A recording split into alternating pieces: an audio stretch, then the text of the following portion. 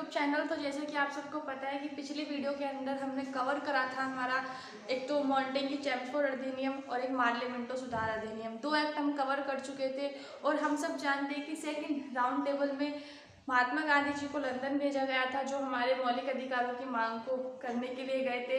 और अंग्रेजों ने हमें यह आश्वासन भी दिया था कि जब हम अपना अगला सरकारी अधिनियम बनाकर भारत भेजेंगे तो हम उसमें भारतीयों के लिए मौलिक अधिकार ज़रूर भेजेंगे। लेकिन हम जो ये सोचकर बैठे थे कि यदि अगर हमारा अगला एक्ट हमारे लिए बनकर आएगा तो उसमें हमारे लिए मौलिक अधिकार ज़रूर होंगे। लेकिन अंग्रेज़ों ने ऐसा नहीं करा, क्योंकि अंग्रेज़ों ने अपना अगला सरकारी अधिनियम तो ज़रूर भेजा लेकिन बिना मौलिक अधिकारों के। तो चलिए शुरू करते हैं और जानते हैं कि अगला अधिनियम कौन सा भेजा था। तो लिखेंगे इंडियन गवर्नमेंट एक्ट, इंडियन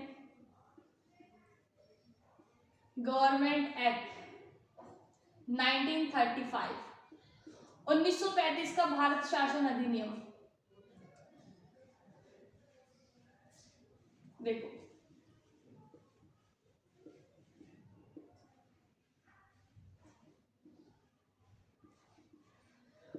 हमारे संविधान में 80% से ज्यादा जो कॉन्स्टिट्यूशन है वो इसी गवर्नमेंट एक्ट से लिया गया है।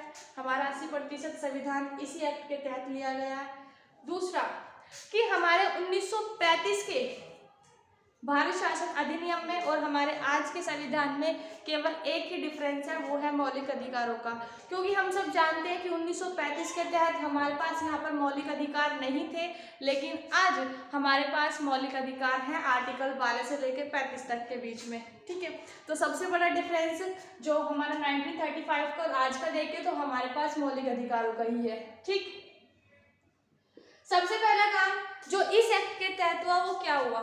देखो हम सब जानते हैं कि 1919 से लेके 1935 तक हमने प्रांतों में द्वैध शासन को लगाया था। लेकिन भारत शासन अधिनियम 1935 के तहत वो ये हुआ कि जो द्वैध शासन प्रांतों में लगाया गया था अब उसको 1935 से केंद्र में लगा दिया गया, केंद्र में लगा दिया गया। ठीक, दूसरा काम जो इस एक्ट के तहत हुआ वो ये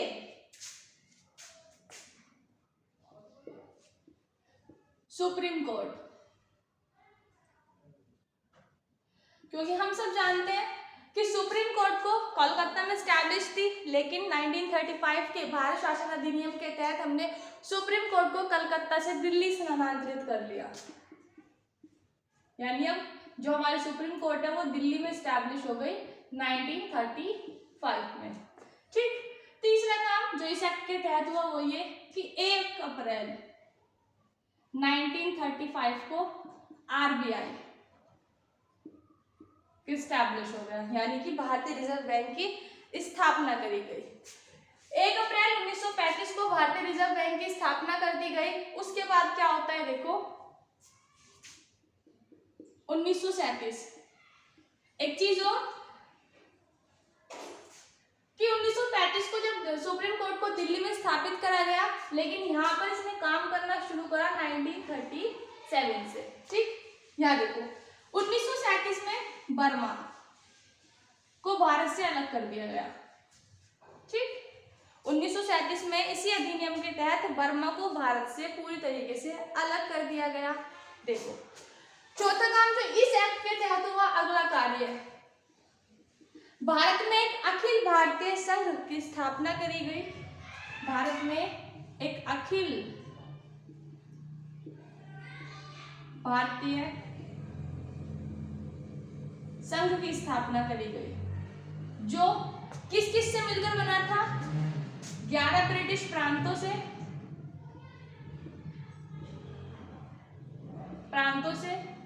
6 ब्रिटिश कमिश्नरी से 6 ब्रिटिश कमिश्नरी से और विभिन्न देशी रियासतों से।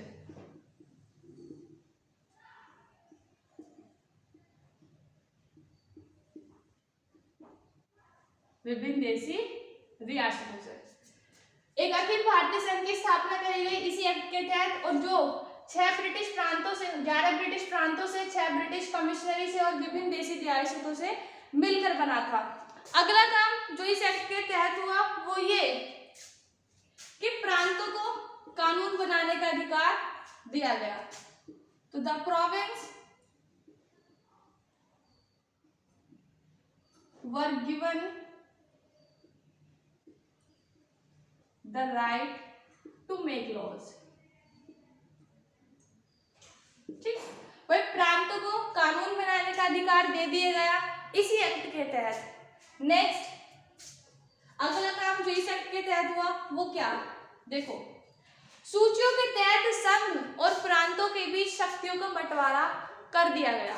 देखोगे कि सूचियों के तहत संघ और प्रांतों के बीच शक्तियों का बंटवारा कर दिया गया। अब कितने कितने सब्जेक्ट बांट दिए गए वो देख लेते हैं। सबसे पहले हमारी संघ सूची,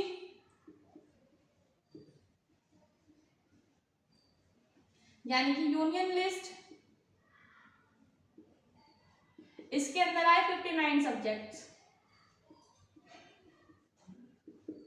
सेकंड हमारी प्रांतीय सूची यानी प्रोविंस लिस्ट,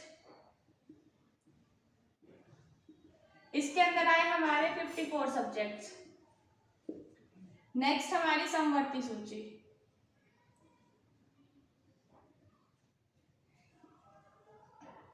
कॉन्करेंट लिस्ट, इसके अंदर हमारे 39 सब्जेक्ट्स। ठीक, यानी कि हमारी सूचियों के तहत संघ और प्रांतों के बीच शक्तियों का बंटवारा कर दिया गया। तो संघ सूची, प्रांतीय सूची और समवर्ती सूची, इसमें 59 सब्जेक्ट, इसमें 54, इसमें 39 सब्जेक्ट। ठीक, चलिए 1935 का जो इंडियन गवर्नमेंट एक्ट था उसके अंदर बस इतना ही। नेक्स्ट हम बात करेंगे, नेक्स्ट टॉपिक में हम डिस्कस करेंगे हमारी संविधान सभा यानी कॉन्स्टिट्यूएंट असेंबली के बारे में। ठीक है, अब हमारी संविधान सभा बननी स्टार्ट हो जाएगी। संविधान सभा के बारे में हम डिस्कस करेंगे क्योंकि हमारे पास इतने सारे राइट्स हमें मिल चुके थे। हमारे देखो हमारे 80% जो कॉन्स्टिट्यूशन है वो इंडियन गवर्नमेंट एक्ट से लिया गया था। ठीक, 1935 में जो द्वैध शासन प्रांतों में लगाया गया था अब उसे केंद्र में लगा दिया गया। 1935 में सुप्रीम कोर्ट दिल्ली में स्थानांतरित कर दिया गया। उसके बाद 1935 में आरबीआई की स्थापना हो गई। उसके बाद 1937 में बर्मा को भारत से अलग कर दिया गया। नेक्स्ट एक अखिल भारतीय संघ की स्थापना हुई जो 11 ब्रिटिश प्रांतों से, 6 ब्रिटिश कमिश्नरी से और विभिन्न देशी रियासतों से मिलकर बना था। उसके बाद प्रांतों को कानून बनाने का अधिकार दे दिया गया।